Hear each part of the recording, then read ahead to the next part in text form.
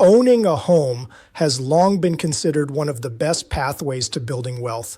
Homeowners' median net worth is around $396,500, significantly higher than the $10,410 median net worth of renters, Federal Reserve data shows. The single biggest asset most people have is their home. However, not all homeowners are equally wealthy. Some aren't just rich, but equity rich. They own more of their house than they owe on it with their mortgage. Nearly half of mortgaged residential properties in the U.S. now fall in the equity-rich category, close to double what they were just 5 years ago, according to a new report by real estate data analyst Adam. What's behind the rise of the equity-rich? And what does it mean for homeowners who've joined their ranks? What does equity-rich mean? Equity-rich is an industry term used by real estate analysts and mortgage professionals.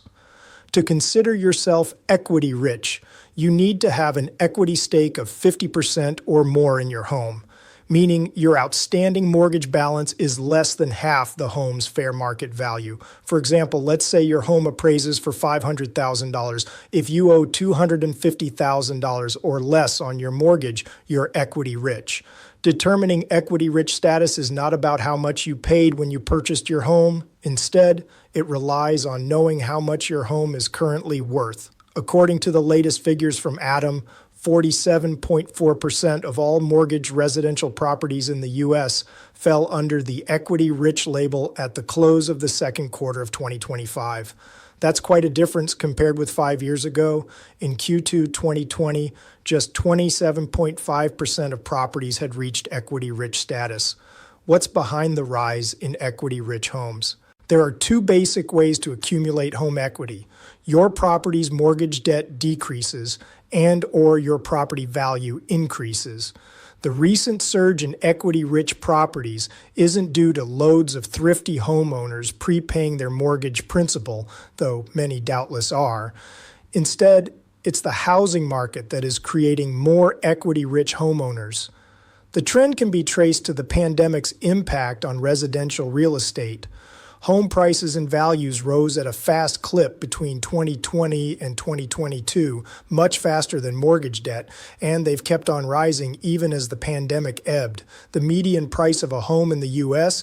increased from $317,100 in the second quarter of 2020 to $410,800 at the end of Q2 2024, according to data from the U.S. Census Bureau and the U.S. Department of Housing and Urban Development. As a result, home equity stakes have risen to unprecedented amounts. Total home equity in mortgage properties is 17.8T, according to data analyst ICE Mortgage Technology. Their owners can access an average of $213,000. Between 2020 and 2025, the average U.S. mortgage holding homeowner enjoyed an equity increase of 142%, but the gains were unequal across the country. What is the significance of being equity rich? The biggest upside of being equity rich is fairly straightforward: a stronger financial profile and higher net worth. You have an asset that's worth more, and that's more valuable to bequeath to heirs, and you're likely to profit more. If you sold your home tomorrow, you'd have less mortgage debt to settle, letting you keep more of the sale proceeds. Speaking of mortgages, you're in a better position to take out a second one, to tap your property's value via a home equity loan or a home equity line of credit, HELOC, when you have a sizable ownership stake. More equity means more borrowing power. That not only means a bigger loan or credit line, but better terms as well. From home improvements to consolidating high-interest debt, there are numerous reasons to tap your home equity for cash, but it's an obligation to take seriously since your home will act as collateral. Miss too many payments and the lender can foreclose on the property. Are there any drawbacks to being equity rich? There's clearly plenty to celebrate if you're equity rich, but there are some additional considerations to keep in mind. If your home is worth more, owning it will likely cost more too. As home values have risen, so have home ownership costs, everything from property taxes to homeowners insurance premiums to maintenance expenses. Not surprisingly, states with the highest home prices tend to have the highest home costs too, as bank rates' hidden costs of home ownership study found. All that equity isn't going to be yours to keep. Being equity rich can be a bit deceiving, notes Sebastian Frey, a broker with Compass in the Bay Area of California. For example, consider someone who has amassed a $1 million equity stake in their home. It's only a paper amount until you actually sell the property, and even then, that does not equal $1,000 in cash, Frey says. A typical homeowner with $1,000 in gain, even if sold as a married couple, would result in a cost of sale of close to $200,000, considering expenses for home preparation, marketing, sales commissions, and capital gains tax. Values change all the time, which means your equity does too.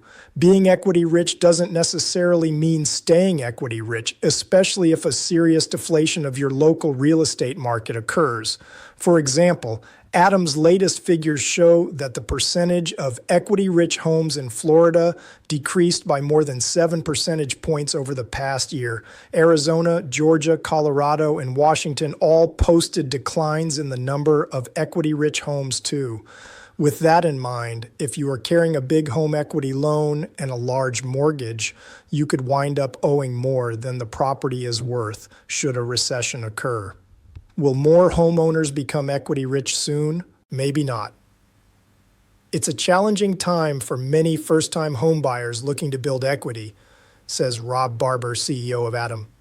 Home prices are at record highs, and for the typical American, buying and maintaining a home consumes about a third of their annual income. Many homebuyers, especially first-timers, can only afford a small down payment. The median amount is currently 15% of the sale price. That means they own only that percent of the home outright, which translates to it taking more time to achieve the equity-rich level of 50%. Also, while the past few years have delivered big equity gains, the housing market is coming back down to earth. Home prices are still increasing, but the pace has slowed considerably, so no tide of rising property values to lift all home equity boats, at least not as rapidly as in the last few years. Barber points out that owning a home hasn't been this demanding on one's finances since 2007, just before the Great Recession, during which real estate values and home equity plummeted. While today's housing market is quite different from that era, it serves as a reminder that markets don't go steadily up forever, Barber says. There are likely to be drops and corrections in the future that lower the value of homes, but also make it possible for new owners to buy one. Feel free to reach out if you want to find out the best way to tap into that equity for yourself.